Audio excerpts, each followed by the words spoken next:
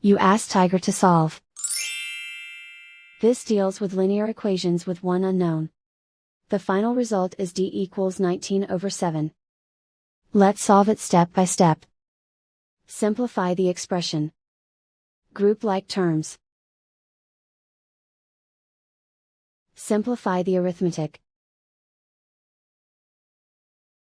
Group all constants on the right side of the equation. Subtract 74 from both sides. Simplify the arithmetic.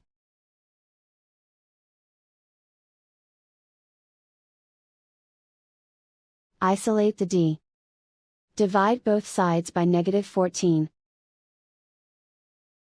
Cancel out the negatives. Simplify the fraction. Cancel out the negatives. Find the greatest common factor of the numerator and denominator.